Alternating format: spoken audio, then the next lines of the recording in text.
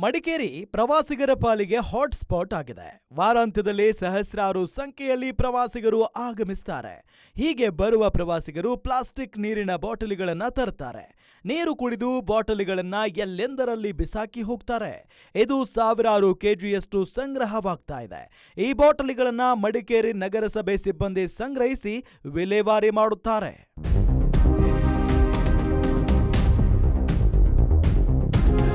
ಆದರೆ ಸದ್ಯ ಮಡಿಕೇರಿಯಲ್ಲಿ ಕಸ ವೈಜ್ಞಾನಿಕವಾಗಿ ವಿಲೇವಾರಿ ಆಗುತ್ತಿಲ್ಲ.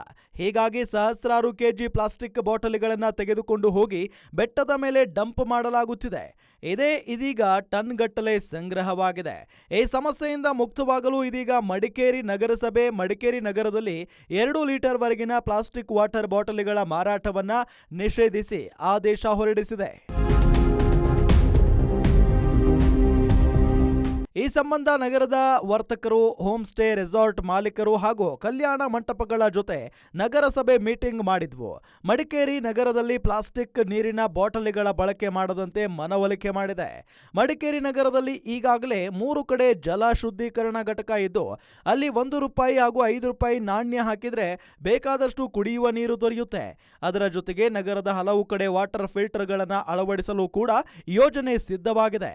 ನಗರದಲ್ಲಿ ಕಸದ ಹೊರೆ ತಗ್ಗಿಸುವ ಉದ್ದೇಶದಿಂದ ನಗರಸಭೆ ಈ ಕ್ರಮ ಕೈಗೊಂಡಿದೆ.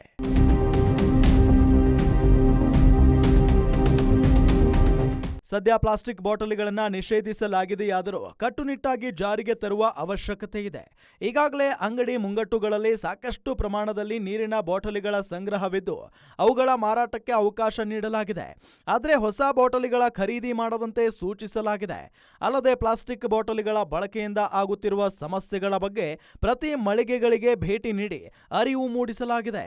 ಮಡಿಕೇರಿ ನಗರಕ್ಕೆ ಬರುವ ಪ್ರವಾಸಿಗರು ಕೂಡ ಪ್ಲಾಸ್ಟಿಕ್ ಬಾಟಲಿ ತರದಂತೆ ನಗರದ ಪ್ರವೇಶದಲ್ಲಿ ಮತ್ತು ನಗರದ ಒಳಗಡೆ ಸೂಚನಾ ಫಲಕ ಅಳವಡಿಸಲಾಗಿದೆ.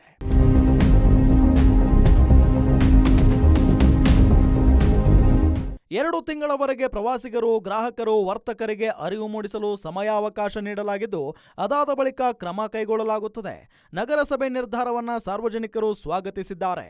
ಕೊಡಗು ಜಿಲ್ಲೆ ಪ್ರವಾಸಿಗರ ಡಸ್ಟ್ಬಿನ್ ಆಗೋದು ಬೇಡ ಅಂತ ಸ್ಥಳೀಯರು ಅಭಿಪ್ರಾಯ ವ್ಯಕ್ತಪಡಿಸಿದ್ದಾರೆ.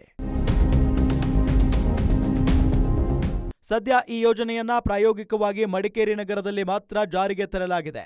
ಮುಂದಿನ ದಿನಗಳಲ್ಲಿ ಇಡೀ ಜಿಲ್ಲೆಯನ್ನ ಪ್ಲಾಸ್ಟಿಕ್ ಬಾಟಲಿ ಮುಕ್ತ ಮಾಡುವ ಸಂಬಂಧ ಜಿಲ್ಲಾಡಳಿತ ಯೋಚಿಸುತ್ತಿದೆ. ಮಡಿಕೇರಿ ನಗರಸಭೆಯ ಈ ತೀರ್ಮಾನಕ್ಕೆ ಪ್ರವಾಸಿಗರು ಹಾಗೂ ವರ್ತಕರು ಎಷ್ಟರ ಮಟ್ಟಿಗೆ ಸಹಕರಿಸುತ್ತಾರೆ ಕಾದು ನೋಡಬೇಕಿದೆ.